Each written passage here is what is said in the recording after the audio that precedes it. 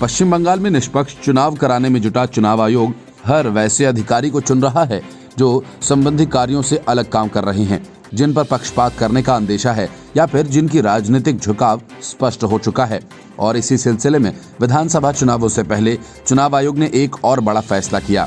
आयोग ने राज्य में डीजीपी वीरेंद्र का तत्काल प्रभाव से तबादला करते हुए उनकी जगह 1987 बैच के आईपीएस अधिकारी निरंजन को नियुक्त किए जाने के आदेश दिए हैं। और यही फैसला डीजीपी वीरेंद्र के बर्ताव की प्रतिकूल रिपोर्ट मिलने पर लिया गया। आयोग ने पश्चिम बंगाल के मुख्य सचिव को निर्देश दिया है कि तबादला होने के बाद भी वीरेंद्र को चुनाव से संबंधित कोई भी जिम्मेदारियां न दी जाएं। चुनाव आयोग के इस फैसले से तिलमिलाई टीएमसी ने तुरंत अपनी सियासत शुरू कर दी। पार्टी के सीनियर नेता सौगत राय ने कहा कि हमने ये पहले ही कहा था कि हमें आयोग के निर्णय में राजनीतिक प्रभाव लग रहा है।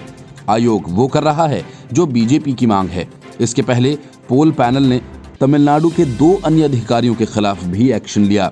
इसमें चेन्नई के इनकम टैक्स के जॉइंट कमिश्नर केजी अरुणराज और चेंगलपत्तू एसपीडी कन्नान भी शामिल हैं। इनके खिलाफ भी प्रतिकूल रिपोर्ट आने के बाद आयोग ने इनके विरुद्ध कार्यवाही की।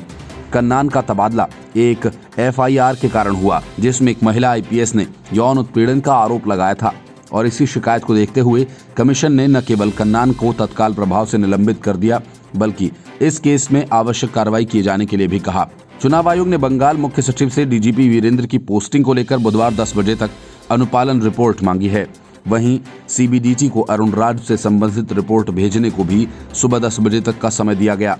और इसी तरह कन्नान को लेकर रिपोर्ट की मांग तमिलनाडु के मुख्य सचिव से की गई, लेकिन समय उन्हें भी बुधवार सुबह 11 बजे तक का ही दिया गया। तृणमूल कांग्रेस ने इस फैसले के बाद इसे राजनीतिक हस्तक्षेप करार दिया। पार्टी सांसद सौगत राय ने कहा, पहले उन्होंने 8 चरणों में वोटिंग तय की और अब ट्रांसफर। वीरेंद्र एक अच्छे अधिकारी हैं, वह जो भी कर लें, टीएमसी ये चुनाव जरूर जीतेगी। बीजेपी के प्रवक्ता क्षमित भट्टाचार्य ने चुनाव आयोग के इस फैसले का स्वागत किया। उन्होंने कहा कि जब हमारे राजनीतिक कार्यकर्ताओं पर हमला हो रहा था, वह मारे जा रहे थे, हमें प्रशासन से कोई मदद नहीं मिली। जाहिर है ऐसा चलने वाला नहीं था। हमें उम्मीद है कि इस निर्णय से प्रशासन में निष्पक्षता आएगी। माना जा रहा है कि अभी और अधिकारियों पर तबादलों की गाज गिरेगी।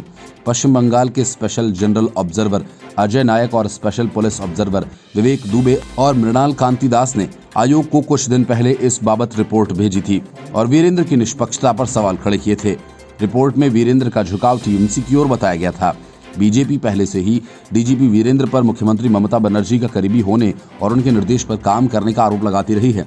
दूसरी ओर बंगाल के राज्यपाल जगदीप धनखड़ भी डीजीपी वीरेंद्र के खिलाफ लगातार हमलावर रहे हैं।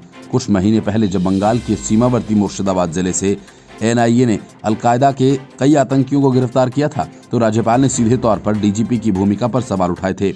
राज्यपाल का कहना था कि एनआईए दिल्ली से आकर आतंकियों को गिरफ्तार कर ले जाती है, लेकिन राज्य पुलिस को कोई इसकी जानकारी नहीं थी। Report news of India.